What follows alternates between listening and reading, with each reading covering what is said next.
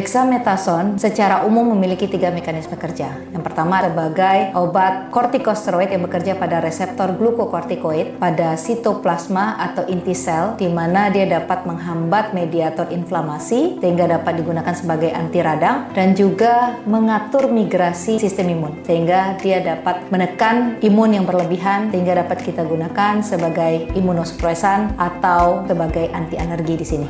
Yang kedua, dexamethasone bekerja pada NTS di otak yang merupakan tempat penerima sinyal muntah sehingga dexamethasone juga digunakan sebagai antiemetik terutama pasca operasi juga pada pasien-pasien kemoterapi. Yang ketiga, dexamethasone ini juga sebagai penghambat mediator-mediator. Yang pertama adalah pada serotonin baik pusat dan perifer dan yang kedua adalah pada prostaglandin. Oleh karena itu, dexamethasone dapat digunakan sebagai obat anti peradangan karena prostaglandin itu sendiri kita tahu dapat menyebabkan peradangan atau inflamasi dan prostaglandin di otak juga dapat menimbulkan terjadinya demam atau dapat digunakan juga sebagai obat yang membantu untuk menurunkan panas atau demam. Oleh karena itulah beberapa mekanisme kerja yang saya sebutkan tadi, dexamethasone disebut sebagai obat dewa. Tetapi kalau kita lihat dari mekanisme kerjanya tadi, harus hati-hati pada penggunaan dexamethasone apalagi jangka panjang. Yang pertama, prostaglandin ini walaupun dia produksi berlebihan prostaglandin dapat menyebabkan salah satunya adalah inflamasi, peradangan, tetapi prostaglandin ini juga dapat memproteksi lambung kita dari kelebihan asam lambung. Sehingga kalau misalnya prostaglandin ini menipis, maka pasien tersebut mudah mengalami mual muntah atau yang disebut dengan ulkus peptikon. Yang kedua, prostaglandin itu bekerja pada ginjal. Dia memproteksi ginjal kita. Kalau prostaglandin itu berkurang, maka tidak ada lagi yang bisa memproteksi ginjal kita. Sehingga bisa terjadi vasokonstriksi atau penyempitan pembuluh darah di ginjal yang berakibat nantinya jangka panjang akan mengakibatkan kerusakan ginjal. Yang ketiga, dia juga memiliki efek untuk melindungi fungsi jantung kita. Sehingga kekurangan prostaglandin dalam jangka panjang dapat menyebabkan gangguan jantung dan peningkatan tekanan darah. Oleh karena itu, pasien-pasien yang menggunakan dexamethasone secara berlebihan dalam jangka panjang tanpa ada indikasi yang benar-benar lebih jelas manfaatnya dibandingkan resikonya terkena dampak oleh efek samping yang merugikan ini. Dexamethasone harus digunakan secara bijak dan hati-hati, tidak digunakan serta-merta sebagai obat dewa tanpa tahu efek samping di kemudian hari. Gunakanlah sesuai dengan indikasinya. Kalau misalnya demam, gunakanlah paracetamol atau ibuprofen. Kalau misalnya ada nyeri, kita bisa menggunakan asamifenamat dan obat-obat yang lainnya yang lebih aman untuk organ-organ tubuh yang lainnya.